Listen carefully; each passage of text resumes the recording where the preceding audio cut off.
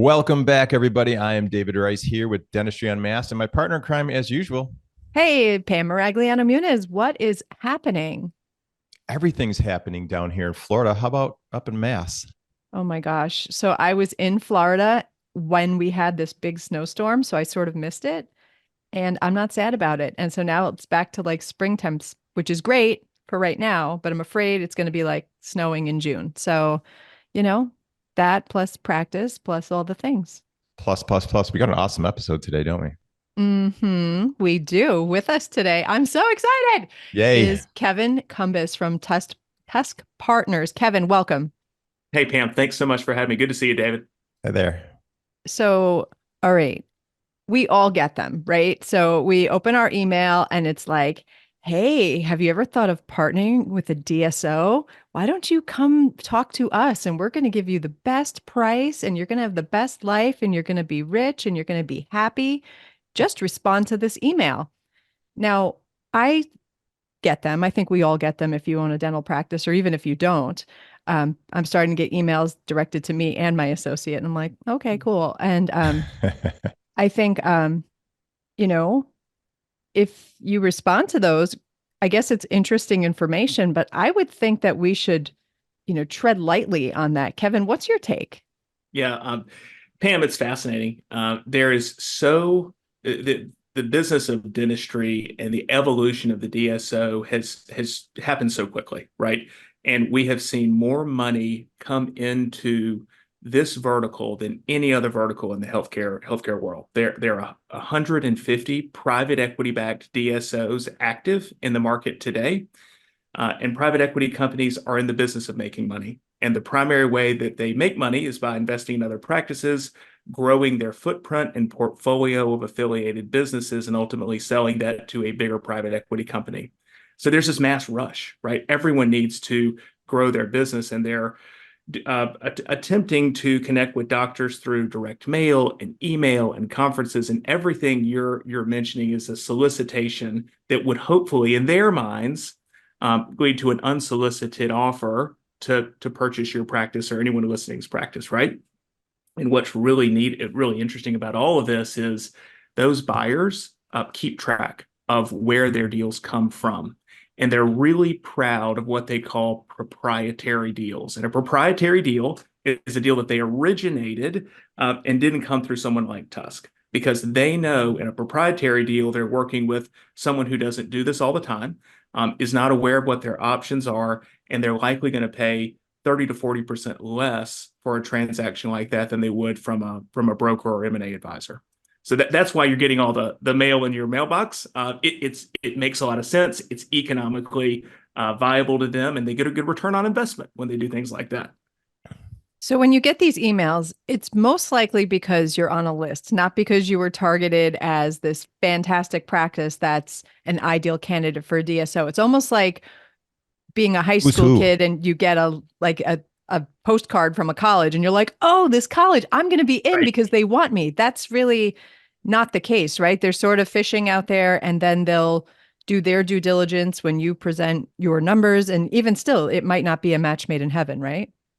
Yeah, it's a numbers game, right? They need to speak to as many doctors as possible to try to find two things. One, the doctor that fits their, let's call it their target acquisition profile or avatar. For example, they might be looking for oral surgeons that are, X plus years post residency with X number of operatories and X million dollars of revenue. And if you don't fit that profile, they'll certainly want to have a conversation with you, but it'll end pretty quickly. Others are just looking to stack EBITDA, and anybody who has three initials behind their name and a little bit of EBITDA, they're more than happy to affiliate with. Effectively, they're just dragging a big net through the ocean and see what they can haul in, and then try to sort the fish from there. So, Kevin, what's knowing this is happening out there and knowing what you do? Because you guys are a big brand and lots of people in dentistry know who you are, but what's the very first step any dentist should do if they're even remotely thinking of selling their practice and DSOs, a possibility? Yeah. So first, when someone calls us and says, "Hey, I'm thinking about selling," we want to spend some time with them understanding the why behind their sale or affiliation. And we kind of look at it in three distinct buckets. One is I'm a 65-year-old dentist with 5 years left and I want to sell my business and maximize the value. That's great. Understood. No problem. Not a lot of questions there. In that situation, we just want to help them maximize value, be it through a sale to a dentist or to a DSO. Then there's the guys who are, call it between 45 and 65. That's an interesting point in time because you're stacking dollars for your retirement planning, but also thinking about maybe being entrepreneurial or maybe exiting and using that windfall of cash to serve as the linchpin to your retirement. Those are the conversations that are most interesting because we want to make sure that when someone sells their life's work, that they are receiving enough cash at close to secure their retirement and their financial future. You only get one chance to sell your business, and it is a cash flow machine. So we push pretty hard on folks to make sure that they fully appreciate and comprehend that the cash at close is really, really important. The equity piece very well could net you a 3 times cash on cash return, but very likely will not. That's the exception to the rule these days.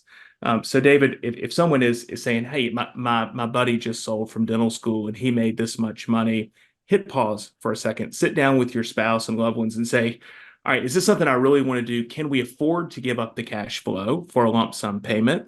And if I am ready to do that, the next question is, what am I looking for in a partner, right? Because there's 150 DSOs out there. All have superpowers. Most have superpowers. Some have none.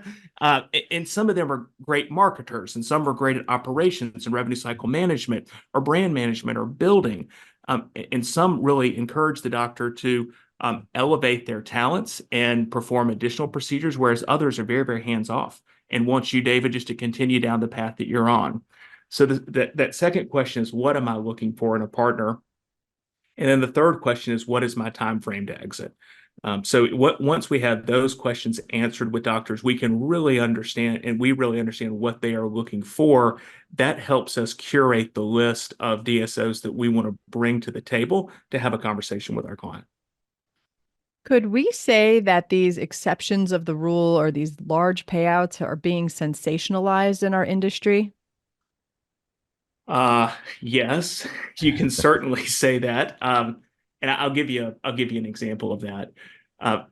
We at TUSK have done a lot of work around educating the marketplace about what is going on in the industry, right? Helping folks really understand what EBITDA is, how it is calculated, what a multiple is, multiple on what, and then how deals are structured, because you don't get all the cash at closing. And the DSOs have so the dentists are more educated. It's regular. We get a phone call from someone said, hey, I want to sell my practice, but I'm not selling for anything less than 10 times my EBITDA. Okay, well, that's an emotional attachment to a number, and the EBITDA is easily manipulated. Well, there's a DSO I'm thinking of in particular that figured this out in the psychology of that, in every one of their offers to any dentist was a 10x deal. But so they're like, you've got $1 million of EBITDA, we'll pay you $10 million for it.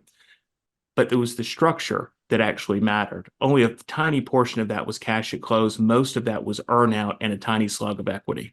So yes, it is absolutely sensationalized, and the buyers are doing that. There's a handful of brokers who are sensationalizing it, and I think what they're attempting to do is help the market believe that there's a sense of urgency. And if you act now, right? Call now. Just wait. Our lines are open. This is something that's been going on for 10 years now. The market is probably 25% consolidated today. The investors are not going away. The businesses are getting better. You shouldn't feel a massive sense of urgency or fear that you're going to miss out on this. And because that only benefits the brokers and the DSOs, what you really need to do is think cautiously about what you want to do. So don't believe the hype man that's out there. Really think long and hard about it, because as I shared earlier, you get one chance to do this. So do it the right way. What about those dentists that are trying to navigate this alone? So, all right, everybody, I've gotten to know Kevin a little bit over the couple of years of being editor at DE, and Kevin's a regular contributor. So if you're like, oh, this is really good, I want to hear more, like, you could reach out to Kevin directly, or you can just like open DE and, or click online and see all of this amazing content he's sharing with us.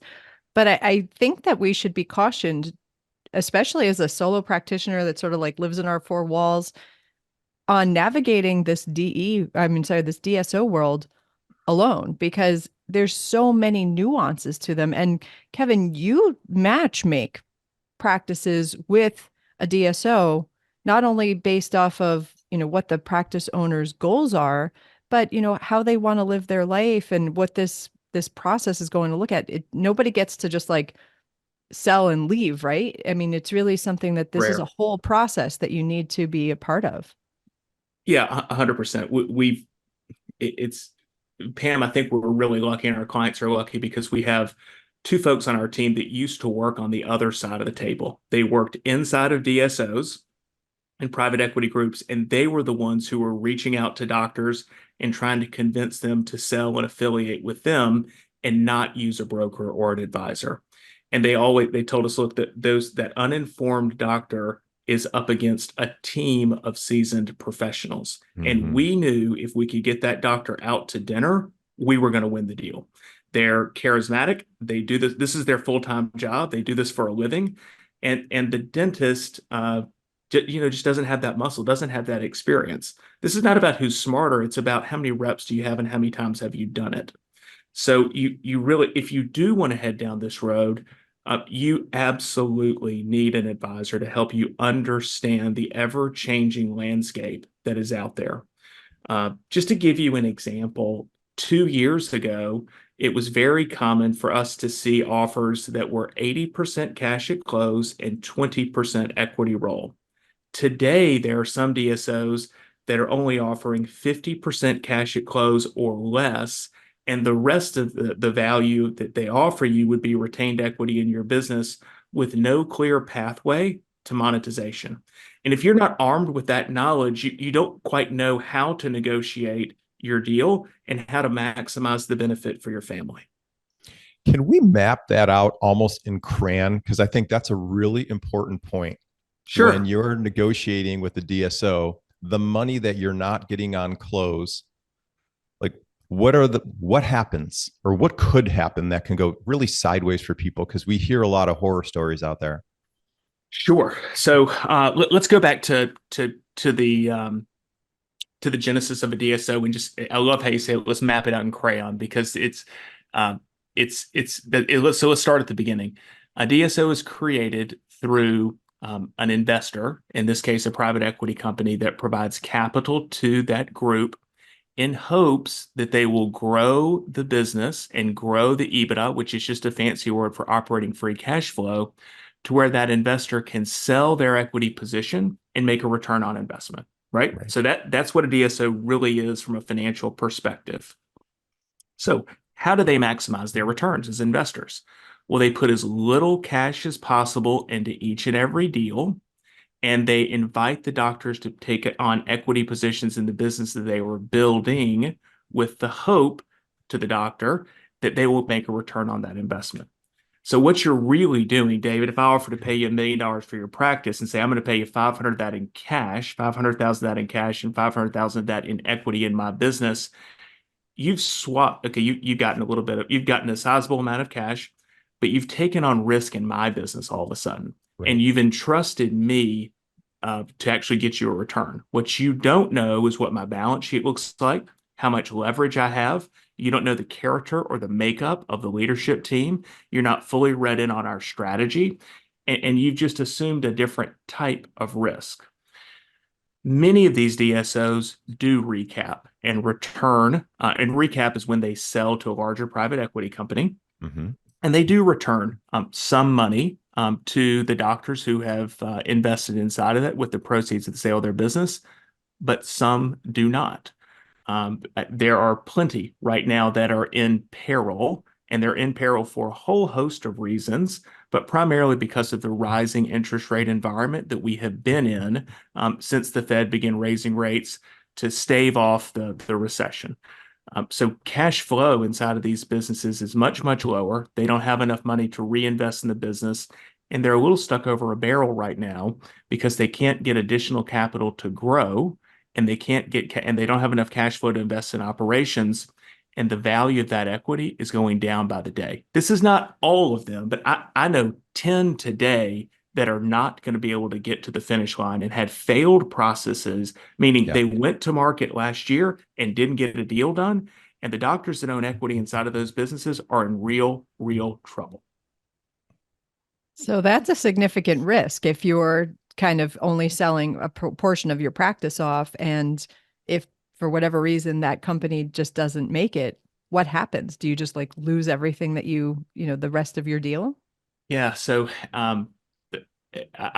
so when I started working out of college, I was a stock trader, and I worked up on Wall Street. And it was back in 1999 and 2000. All you had to do was buy a share of WorldCom or Enron, and I mentioned those two on purpose, and it would go to the moon, right?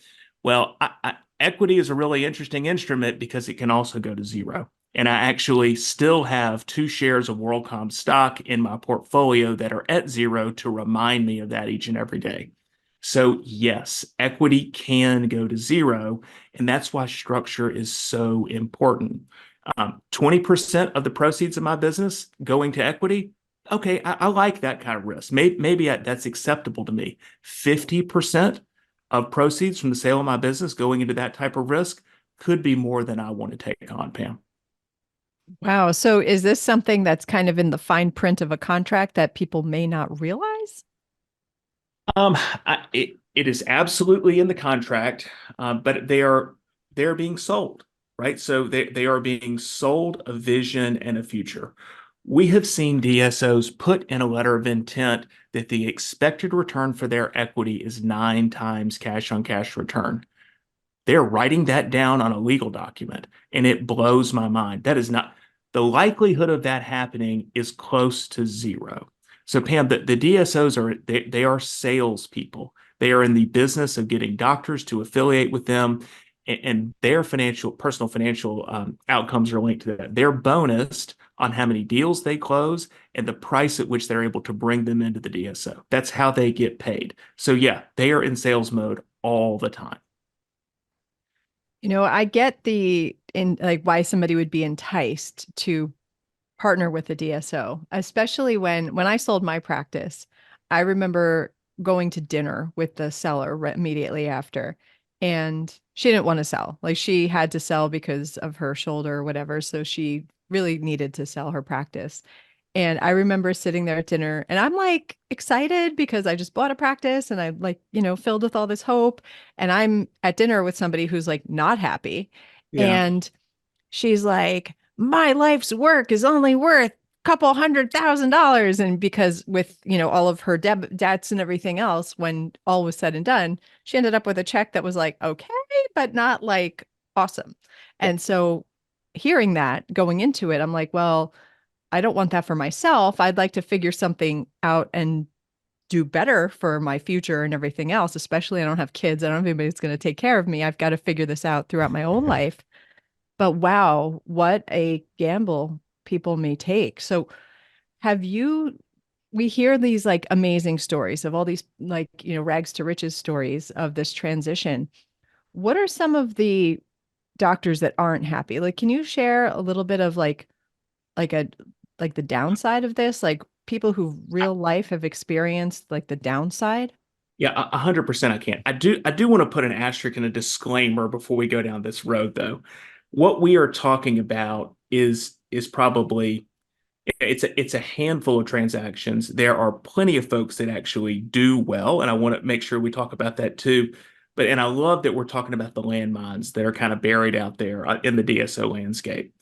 The doctors that I talk with at trade shows who are most unhappy with their affiliation are really unhappy for primarily 2 reasons. Reason one is they they were emotional about the opportunity. They did not think critically about whether or not they could afford to sell their business.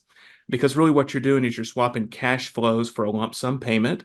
And when they did the transaction, they placed too much emphasis and expectation on the return on the equity position.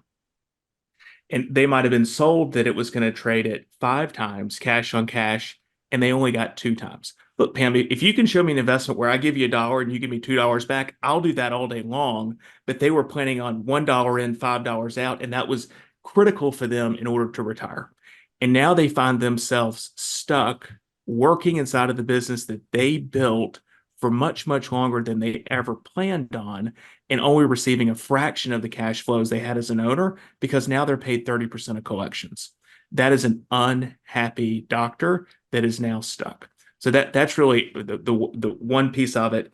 And the second, so that's probably most of the folks that I speak with who are unhappy. The other camp of folks who are unhappy are the ones that were promised that nothing was going to change inside of their business.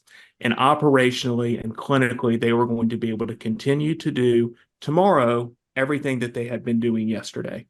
And that changed.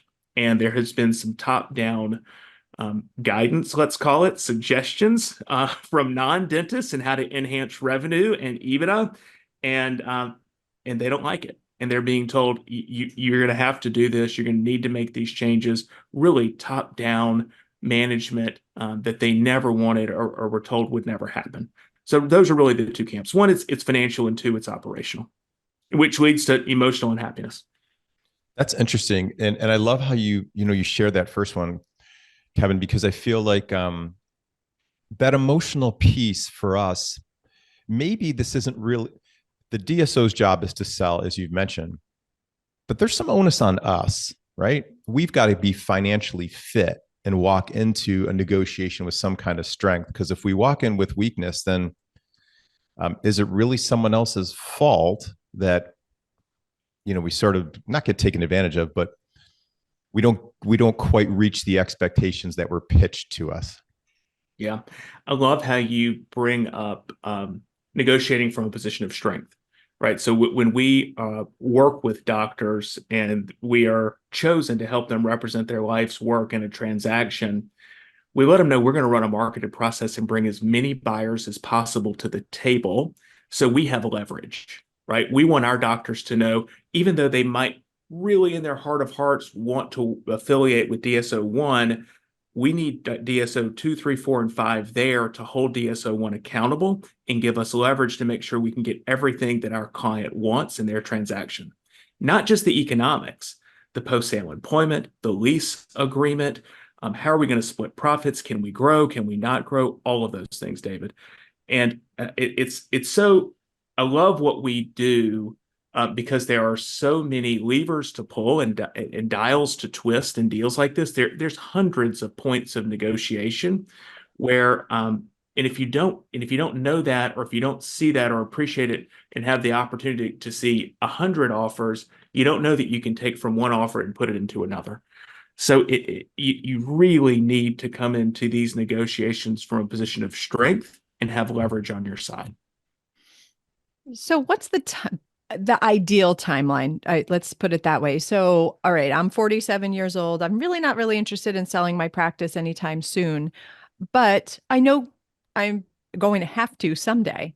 And so I'm in a position of, well, if I say have a 15-year timeline, it would be nice to be kind of set up properly so that a transaction like this could be available to me, as opposed to my only real option, it would be to finding somebody like a solo dentist to sell to. I think that a lot of dentists that are like, I need to do this and I need to do this next year, are almost setting themselves up for like, you get what you get and you can't get upset, right? So say like this kind of partnership or bringing you on the team, the transaction team, even if it's down the road, how many years do you think would be an ideal timeline to really set yourself up so you are in a position of power when you're negotiating? Yep. This is a great question. And the way, well, I'll answer it this way. There's a great book written by John Warlow called Built to Sell. And I love this book because what it instills in me and other entrepreneurs, and should instill in all dentists, is you want to build a business that is built to sell, irrespective of whether or not you're ever going to sell it. So what I would recommend is call us, call someone else, but call us, and what we'll do is we'll actually look at your business complementary, and we will give you a sense of what your business would trade for today, and then provide you insights on how to grow value. So now you have information that can help you with your strategy. The second thing you need to do is talk to your financial advisor and figure out what you need to achieve financial independence and if there is a gap in that. And what I mean by that is at your current level of spending, how much money do you need inside of your retirement account, your investment account, to live to 110 years old, right? And so they will run that math, and they've got a very simple software. They can punch in a couple numbers, and they'll tell you what the gap is. And if there is a gap between what you have and what you need. And then you marry those two things together. You go, all right, well, I'm short $2 million. TUSK tells me that my practice valuation in today's market with the allocations of proceeds that they're seeing, meaning the percentage of cash at close, I could get about 1.5 after debt, taxes, and fees. So what that means to me is I need to either grow the business, save more, or just keep doing what I'm doing for 3 more years, and then I can sell. But Pam, that's really the get the information that you need so you can make a well-informed decision. I think that's so important. And yeah. it really circles right back to those, at least one of the two groups of people that you meet who are unhappy with the deal. And I'm going to say that part is entirely avoidable with the recipe you just gave. And I think the other side of that is also probably almost entirely avoidable when we get with someone like you who can guide us, because this is what you do all day, every day. And you start bringing a volume of opportunities to us, as opposed to Pam. And I loved your intro to this because it felt like a 2 a.m. infomercial, but like much softer with you speaking it. But yeah.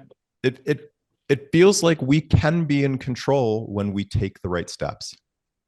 Yeah. If I could wish anything for all your listeners, it would be take a deep breath, right? Know that you are building an extremely valuable business, and pick up the phone and give us a call, right? Let us help you make an informed decision.